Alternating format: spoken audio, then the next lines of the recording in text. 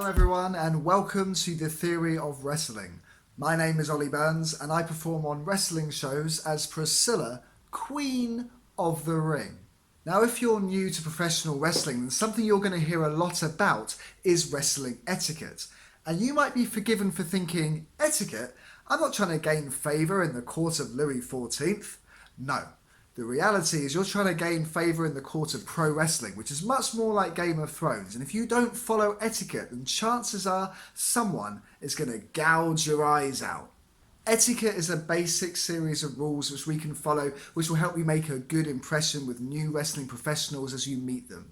Sure enough, if you don't follow these rules exactly, the chances are somebody's going to pull you aside and tell you that you need to be following those rules a bit better. Whereas if you follow these rules right from the outset, you'll make a great impression with wrestlers, promoters and fellow trainees, and you should find it helps you make a good impression right off the bat. So get out that pad and pen and prepare to make some notes as you go through my top 5 tips in wrestling etiquette.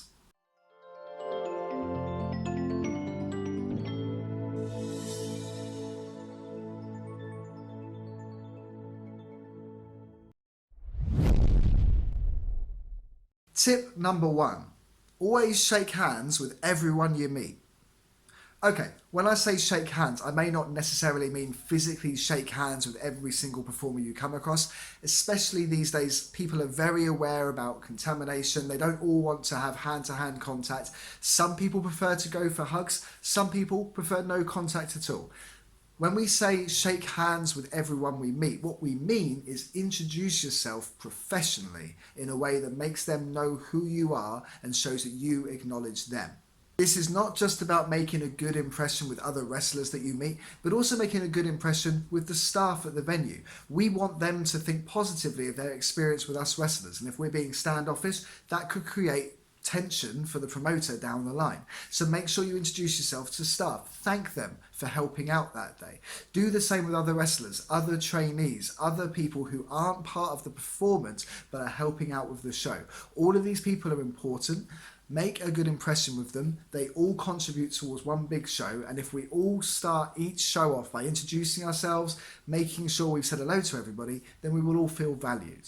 So rule number 1 is always shake hands, or at least introduce yourself to everyone you meet.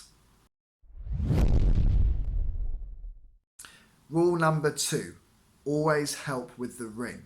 It doesn't matter if you're on the show, if you're a trainee, even if you're a part of the company. If you're at a wrestling show and you want to get in with the promoter, a great way to do that is to offer to help with the ring. It is heavy, it is rusty, it is difficult to put up with limited people. So the more people that help out, the more it is appreciated. And I guarantee you that promoters and fellow performers really notice who helps with putting up the ring. I have met plenty of wrestlers who have got themselves bookings from shows purely because they kept turning up and kept offering to help build the ring.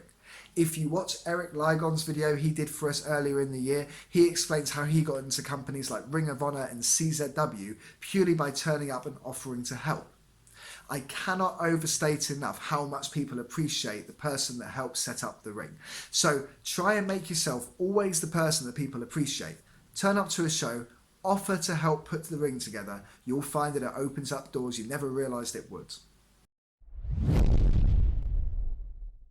Tip number 3 is always make sure you're wearing clean wrestling gear. Now this refers to both training gear and of course when you're on shows wearing the lycra and the spandex, but whenever you're getting in the ring with other people, try to make sure your hygiene is first priority. There are very few things you can do in this world with all your clothes on that involve as much body contact as pro wrestling.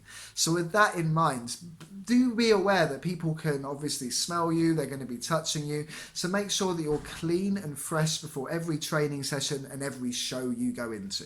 This includes washing training gear, wrestling gear regularly.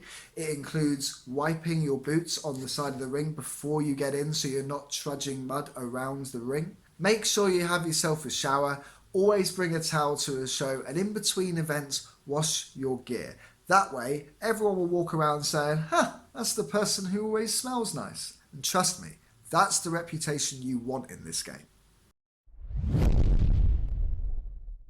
Tip number 4 is if you're not a part of the show, then don't detract from the match.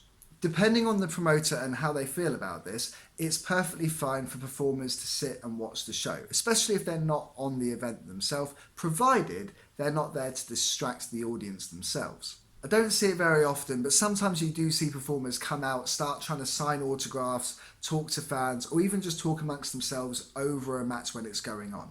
If you're going to sit out there in the audience, then try and be a part of the audience. If you want, you can lead it. You can start the clapping, you can start the booing, you can let the kids know that it's okay to make noise.